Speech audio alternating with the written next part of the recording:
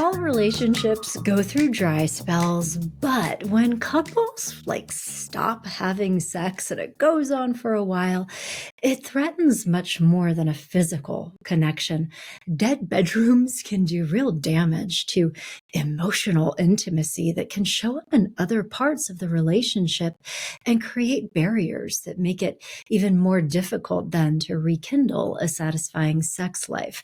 So it needs to be addressed. And on today's show, we're talking about sexless marriages and what you can do if you and your partner have stopped being together. Thank you for joining me. I'm your host, Dr. Lisa Marie Bobby.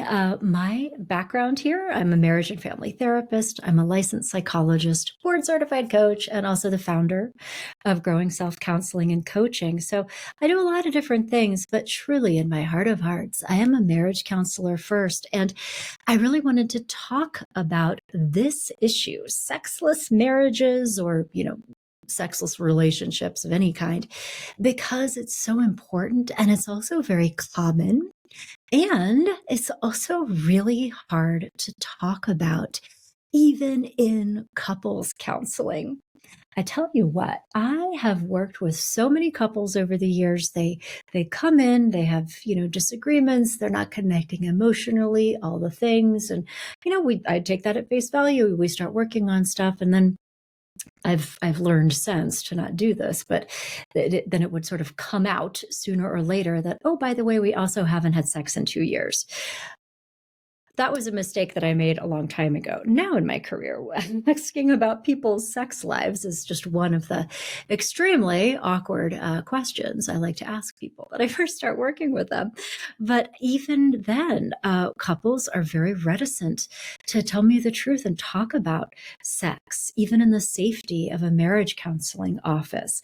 And they're sure as heck not talking about it with each other. But, with support and safety, we are able to broach that conversation like, no, actually, let's talk about your sex life. Start opening up. There very frequently is that part of their relationship has withered and died. It is not happening. And when we begin unpacking that, can often then begin to see a straight line between the demise of their sexual relationship and the increase of all of these other problems that have led them to marriage counseling. So even though they're not coming into marriage counseling because of sex specifically, when we do that timeline, it's amazing how those things fit together. And now I am not suggesting that is because people stopped having sex that all of these other problems started happening.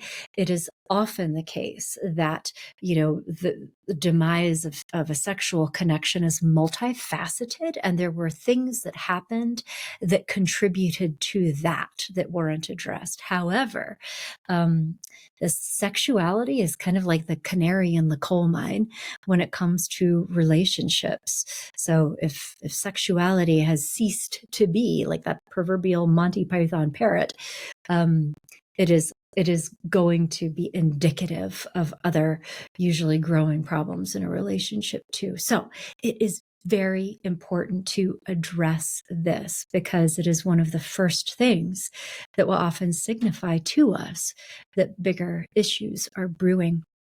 So on today's show, I'm going to do something a little bit different to help us crack into this topic and talk about it in a different way. As you know, I love hearing from you guys, my listeners. I care so much about what's going on with you, what's on your mind. Many of you get in touch with me through the socials or through my website, growingself.com, or send emails to the hello@growingself.com address. And just so you know,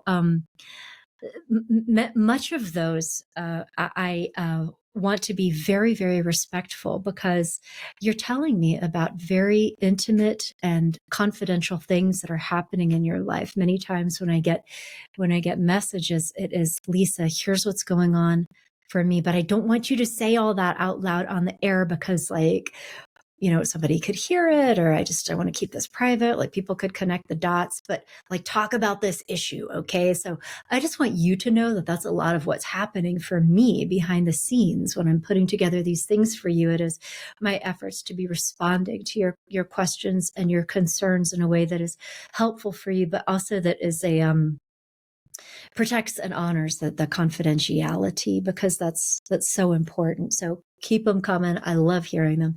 And today, though, I do have the opportunity to share a question in full, so that we could talk about this actual situation in more detail than I can with the specifics. But the reason that I wanted to do this, in addition to having permission to do so, was also because this question is just so it embodies the experience of feeling stuck in a sexless marriage so perfectly. And I think if you're dealing with this at all, you'll totally be able to relate to it. And I also want to say, before we just jump in, I am using the phrase sexless marriage because like that could be what it feels like. And long-term relationships always have ebbs and flows in many different domains, including sexuality, but in emotional intimacy and time together, in just feeling more connected, feeling less connected. And so the goal here is not to create a perfectly perfect, we are always together doing all of the things kind of relationship, because I don't think that that's possible. I think what a reality-based relationship looks like, long-term relationship looks like, is that there's this ebb and flow. My YouTube viewers can see me doing this thing with my fingers. There's an ebb and flow, where we are closer together at times. There is a drift apart. The fact that there is a drift is not a catastrophe. The relationship skill is to notice, oh, we're drifting. Let's do something to help bring us back together again.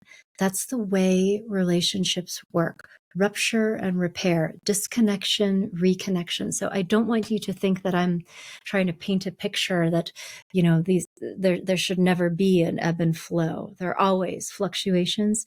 That fact doesn't matter. What matters is that it's recognized and that you do something about it to bring things back together again. And then it will be back together again for a period of time. And then there will be more drift, and that's all right. That's actually how this works. So with that in mind, I just want you to have that mindset, because it's not a black or white thing. It's not this is a marriage where our sex life is great, and then this is a sexless marriage. There is a continuum, there is a spectrum, and most couples kind of move in and out towards one of these ends or the other, depending on many things, including circumstances, phase of life, relational stuff. So with that being said, I just want to like ease any catastrophic thinking that might be happening there. Now, let's go into this amazing question. So I'll just read you this letter, and then we'll talk through the advice. So, dear Lisa, I am at my wit's end, and I desperately need your guidance. My sexless marriage is killing me, both emotionally and mentally. My partner and I used to have a fulfilling, passionate sex life. We both really enjoyed it. But over time, it's dwindled down to almost nothing. And despite my best efforts to communicate this, my partner just doesn't seem able to engage in conversations with me. I feel rejected frequently, but this lack of physical connection leaves me feeling unloved, undesired, and deeply frustrated. I find myself questioning the strength of our relationship, and I worry that there might not be hope for any improvement. It goes on to write, I've tried initiating discussions with my partner about our intimacy, but my partner either brushes them off or avoids the topic or gets defensive and won't really engage with me in a meaningful way when I try to have this conversation. It also feels a little icky for me. I don't want to force sex on my partner. I don't want to pressure them, but I feel like I also can't ignore the significant impact this is having on me and our relationship, as well as my well being. Um, I feel trapped in a marriage that lacks the warmth and closeness and intimacy that I crave. It's not just about the sex. I feel like this is impacting our relationship on a number of different levels. I'm feeling increasingly disconnected and resentful. I love my wife very much, but I don't know what to do to fix this. Um, Please, can you offer any advice on how to navigate this challenge and help us find our way forward? So this is a difficult situation, and just, thank you so much for sharing this with me and with all of us, because this is such a I think a relatable experience too. And to summarize what I'm hearing is desiring this closeness, really missing this connection that you once shared. But the frustration is it's not just, missing the sexuality and that aspect of intimacy itself. It's just feeling that there's this very real block to communication, that, your wife is just refusing to engage in a meaningful way on you, so that's why it feels stuck. And I thought it was telling early in your letter. You said, you didn't say, we have not been sexually intimate in 3 years. You said, we don't really have sex that often. Dwindled almost to nothing is a phrase that you used. So that also means that it isn't that you're not ever having sex, is that there's this sexual relationship that feels like it's gone. It's not about the act of sex. And again, feeling that you can't have a meaningful conversation with your partner is the most hurtful thing here, because you're absolutely right. I mean, if you can't talk about the problem in a constructive way, it is virtually impossible to find an authentic solution. And so anyway, I just wanted to thank you for sharing this with me, and also just thank you for looking for solutions. I mean, even just getting in touch with me, it means that you are thinking about, what are we going to do to solve this problem, and who could be a guide to help us find our way. And I think that is also very wise, because in my experience, as I mentioned in the beginning, one of the biggest obstacles to correcting sexual problems in a relationship is the level of difficulty that people have around talking about it. And I think that this exists for many good reasons. I think many of us, possibly most of us, are raised in families of origin that have cultures and belief systems and kind of unspoken rules, especially as we're children or teenagers growing up, that sex is dirty, it is shameful, it is something that nice people don't talk about, and it is something that is certainly concealed. And I want to say, like, I've also worked with people who grew up in families where sexuality was not concealed. It was very overt, which creates a totally different set of problems that need to be worked through. So I don't want to, say that sexuality is concealed like it's necessarily a bad thing. But I think that for all of these reasons, there is this not just belief system, but sort of felt truth, that it is not okay to talk openly about sexuality, that it is something that needs to be hidden. We don't develop a language for being able to talk about sexuality because of that. And we also can get very disconnected from ourselves.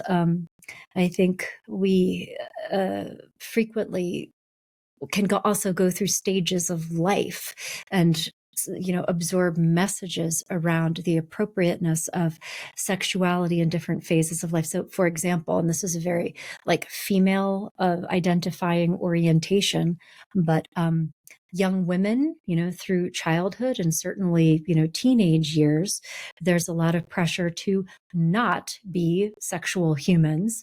Then, moving into later adolescence and into your 20s, the societal expectations is around being sexually attractive and interesting and having sexual experiences and read a Cosmo, learn all about it.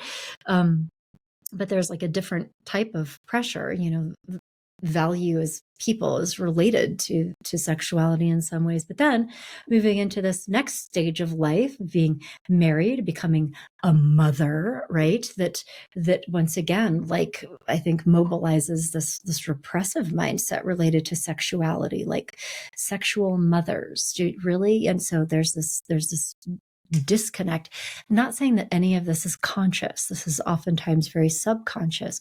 However, these are the kinds of core beliefs and mental snags that can really contribute very powerful ways. This intense discomfort in talking about sexuality in a kind of open and authentic way that allows for these problems to be solved. Additionally, there are other things that can make it very, very hard to talk about sexuality. It makes it uniquely vulnerable in some ways if it's connected to some of the most vulnerable things for many people. Again, oftentimes women, not always women, this can happen with men too. Things like body image can be very strongly associated with sexuality. Feelings of failure as a partner, as a person, as a human related to sexuality, self-worth, oftentimes, lovability, some desires that people have feel like they need to be shameful and hidden, so they do. There's lots of stuff here.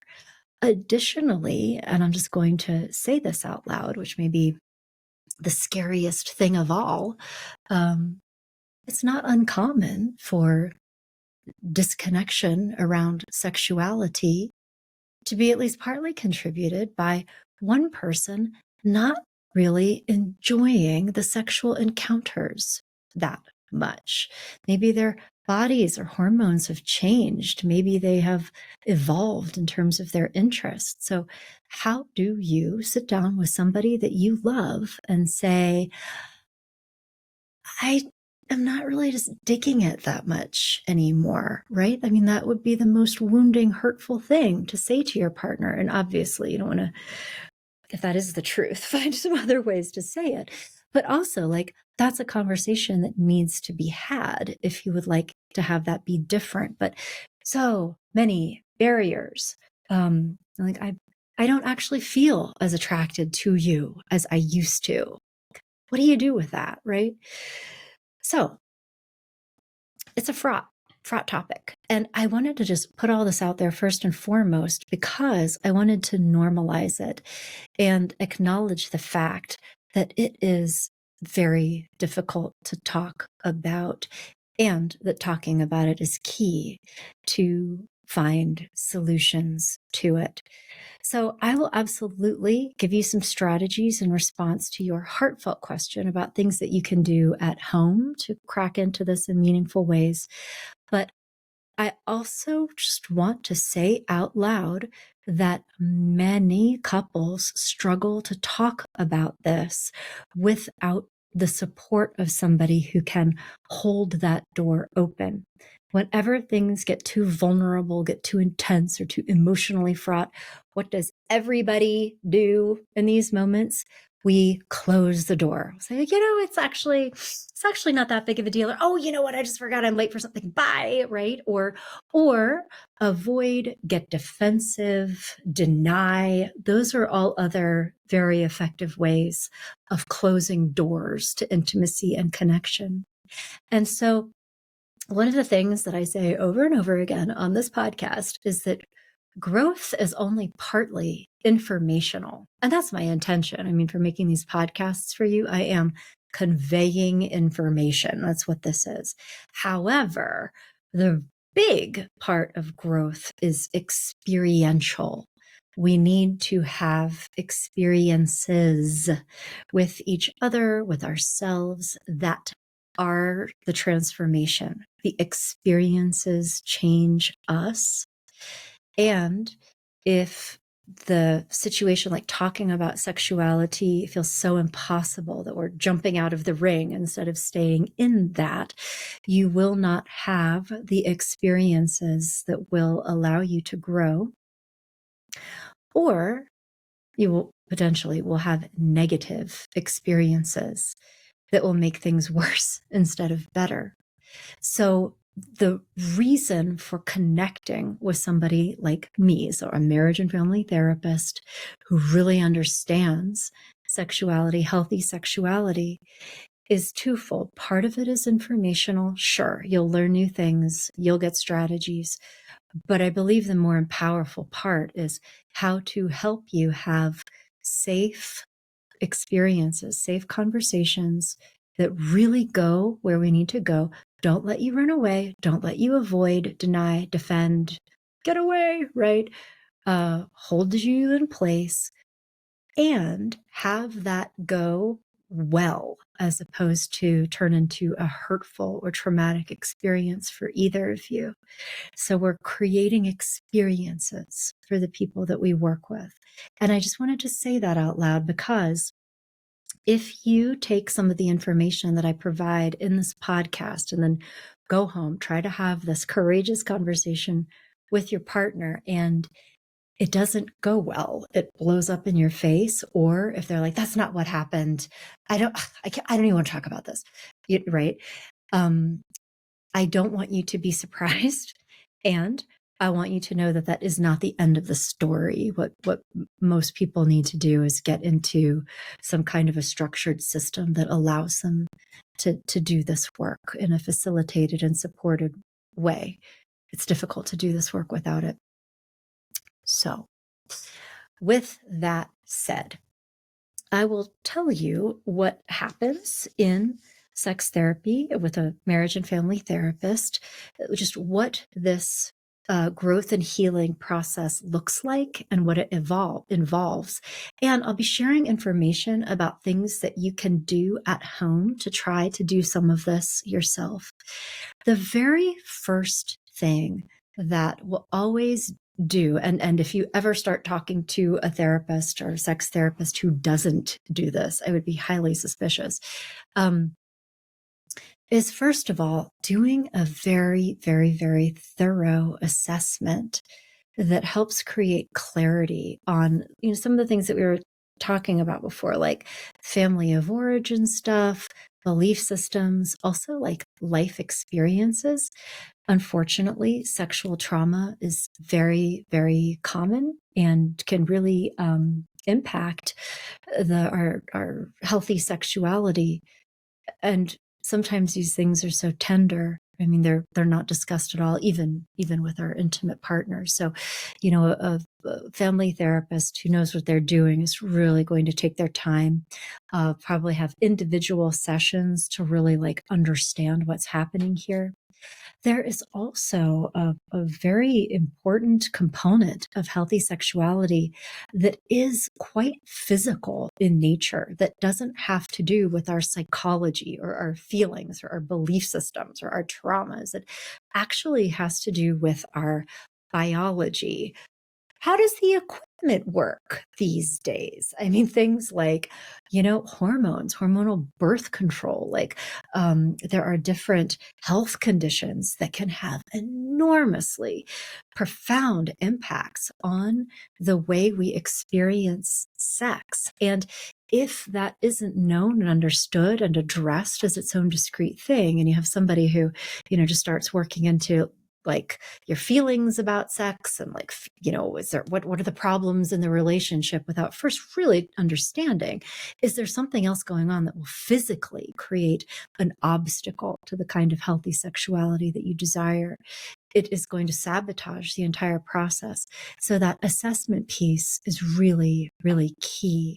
But I think the other piece of this that is also very important, especially at the beginning stages, is to get a lot of clarity around what both people in this relationship actually want, first of all, and also if there is understanding of the importance of this for one of the people. So it's very, very common, for example, for there to be differences in sexual desire.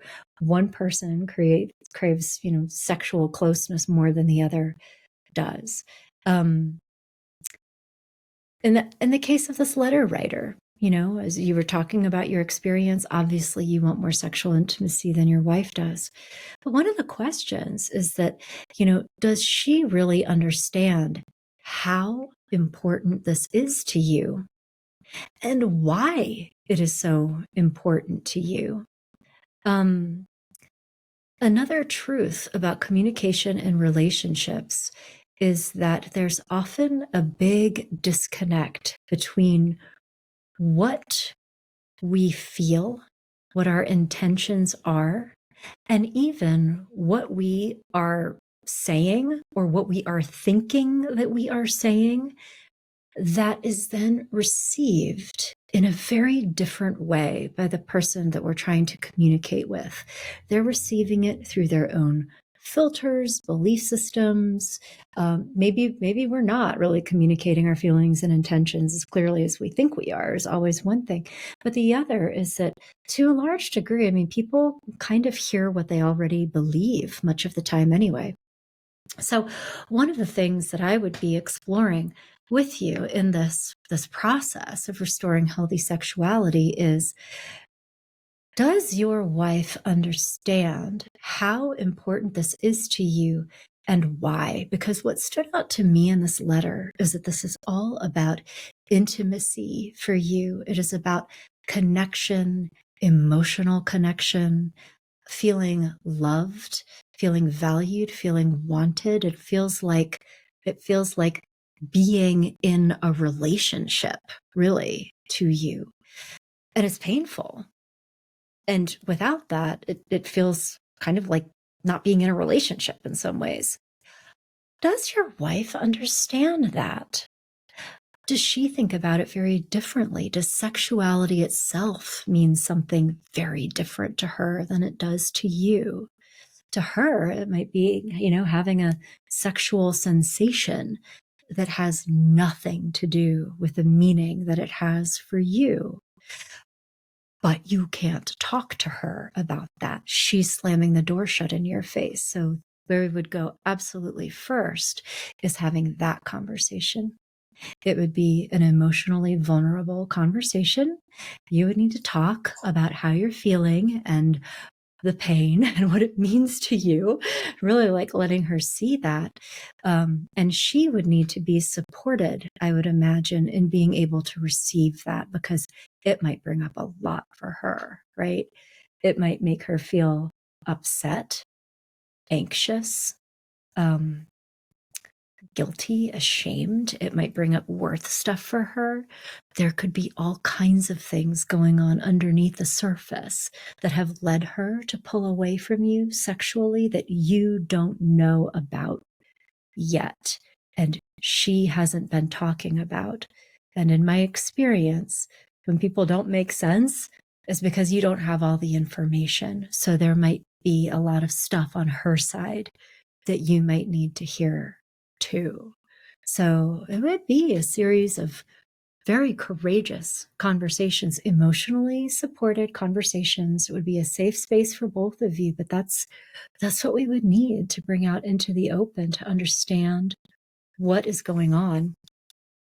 But I believe that would be very important to do, because without her understanding of the importance of this, she may not be willing to engage in the work itself because it isn't comfortable. Like, why would she be motivated to come and talk to a therapist like me and ask her 150 questions about very difficult, possibly dark aspects of her life experience and her feelings about sexuality, which she does not want to talk to anybody about, especially me, right? Like, why would she want to do that? She doesn't. I'll just like give you the punchline. She does not want to do any of that, but she would if she understood how deeply important this was for you. And also if she was able to receive the fact that this doesn't feel sustainable to you, but she has to let that in order to be able to engage in the work with me. So do you see how that works? There's layers and layers here. And this is why it's so hard to do this at home. However, a takeaway here. If you wanted to broach this at home, go into it with a ton of humility, go into it with a lot of very overt expression of your intentions. I would really like to have an important conversation with you about our sexual relationship. I know that this is deeply uncomfortable. I feel that I've tried to bring this up on numerous occasions, and I understand that this isn't comfortable for you to talk about. I feel that, the door is typically closed, and there's a part of me that really respects that. Like, I understand how hard this is, but I need you to understand that this is very, very painful for me. It is very important to me that we find a resolution. I certainly am not here to force sex on you. That is not what this is about. This is about my experience of being in a relationship of like intimacy, connection. Can we just please have a conversation about what is going on here? Because it feels just profoundly important for me to be able to do that. I don't even need to tell you more about how I'm feeling. I just said that. I really want to hear what's going on for you and how we could find our way back together again, to broach the conversation in that way and see what happens, to extend that invitation and see if she'll be able to engage with you. And if she does say anything about how she experiences sexuality, the only correct answer is keep that door open. Thank you so much for telling me how you felt. I didn't know that. This is very helpful. Not any shred of defensiveness or problem solving. That will always close that door back down. So, counseling skills 101. You can certainly experiment with those kinds of communication skills at home. And if it doesn't go well, don't for 1 second think that that's the end of the story. For most people, that doesn't go well. This just requires more support. It's too big. It's like a bomb that's going to explode. So anyway, I just wanted to say that because sometimes I think too, when people think, well, I tried to talk about it, or we took this advice at XYZ, therefore it means that our relationship is doomed. That is not true. People even go into couples counseling all the time. Oftentimes, things aren't going well. They're like, well, let's go to couples counseling and try to improve it. People have zero idea that most therapists providing couples counseling are not qualified to do so. They're practicing outside the scope of their skills. They're not licensed marriage and family therapists who are practicing evidence-based forms of couples and family therapy. So a couple will go see a licensed psychologist even, or an LPC who's like, sure, we'll see you for couples counseling. Oh, yeah, I'm your therapist. Invite your husband in. Yeah, let's do sex therapy. What's the problem? But couples come in and they talk to a therapist. They believe that they've done couples counseling. It doesn't work, quite predictably. And then they leave thinking, well, our relationship must be doomed because that didn't work, having no idea that they didn't connect with the kind of work that might have worked. So, there's just a lack of awareness of this very real problem that I also talk about frequently on this podcast. So anyway, I just wanted to say that so that you don't lose hope in what happens next. So having those courageous conversations and really developing an understanding of what is going on. Having the opportunity to work with somebody either or a therapist such as myself or a doing this on your own, but being able to put the pieces together around what is going on. Is it simple differences in sexual desire? Is it different expectations about what healthy sexuality should look like? Is it related to, something going on inside of your wife about her experience of sexuality with you, of changes in her physical experience, hormones? I mean, very frequently on the other side of having given birth, I mean, women's hormones change in very real ways. Are there other dynamics that are happening in your relationship, not related to sexuality, but that are creating resentment and feelings of disconnection in her that make it difficult to connect with you in positive ways? She may be angry with you for something that's completely different. She might need different things from you in terms of emotional connection, validation, partnership, that are feeling like a real problem for her that maybe she has been trying to say out loud to you, and you're not hearing it in the way that she needs you to hear it. Like, and again, I'm not trying to put the blame for any of this on you, but what I am hopefully conveying is the fact that these things are multidimensional, and that everything makes sense when it comes to human behavior when you have all the information. And so go into this with a very open mind and a lot of healthy humility so that you can actually take in and begin to construct oh, okay, it's not just about the sex. There's sex, but like there's all these other things related to it. So how do we begin to build and heal this more positive relationship between us? In addition, that these things can also be related to many other factors that are more lifestyle based. I mean, being exhausted is oftentimes a barrier. Not having time and space to have intimacy in your relationship. I mean, there's all kinds of things. However, it is a process that requires a lot of really empathetic listening on the one hand, but it also requires a forthcomingness. And just to put this too into context to help it be understandable, we are also going into territory that people don't think about, much less articulate. In my experience, it is often true that people really don't know how they feel or what's going on or what the problem is until they are invited to start talking about it in different ways. When people put things into language, they start putting their own, oh, yeah, that is what's going on, kind of together as they do it. Again, it's experiential. Like, that's how this works. So, um, if you are asking your partner questions and they don't know the answer, or they aren't forthcoming with information, it may also legitimately mean that they don't know yet because they haven't had the experiences that will help clarify this for them either. So I don't know if that was the kind of advice, like, what do I do here to fix this problem? Because we're venturing into territory where it is not a straight line. I wish I could say, do this and it'll all be better.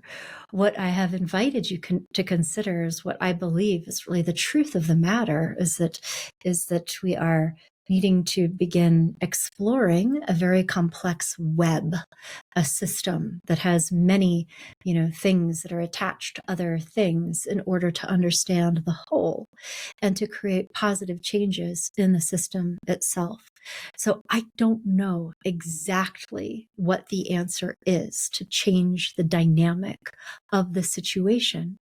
However, I know the process that will allow for this transformation to occur. through this process, my hope is that you would be able to, with your wife, develop a shared vision for what your sexual relationship would be like together that would be satisfying and feel good for both of you. It may not be exactly what either of you want, but again, this is a relationship. It is co-creating what you want it to be, and then finding the way to build that. But you have to truly understand what the obstacles and what the sticking points are in order to be able to build that. And before you have the conversations and go through the process, like the one that I was describing today, you won't know what to fix, what levers to pull, and the things that you do try, if with you're acting without the benefit of knowing like what the real deal is underneath, they will be the proverbial band-aids that might work for a minute, but will not lead to the real and lasting change that you're looking for. So that's my advice. Again, I don't know if it is what you were expecting or wanting, but from my perspective, that is the truth. Certainly, if you would like to do this work with one of the therapists at Growing Self, and we're marriage and family therapists, and we are talking about sexuality all the time, there is absolutely nothing that you would ever say that would embarrass me or us or like make it uncomfortable. Like, it is literally what we do. But we begin to work with you through the structured process that will help you unpack and unfold and move through this together as a couple and into a bright new chapter on the other side. And you can learn more about doing that at Growing Self. Obviously, you can come in for a free consultation, talk a little bit about your hopes and goals, and also know that it's okay to come in and begin talking about other things if that feels more comfortable to do. We could talk about communication or sort of more general emotional disconnection if you feel like you need to get comfier with somebody before we go there. A lot of people do that, and it's just fine.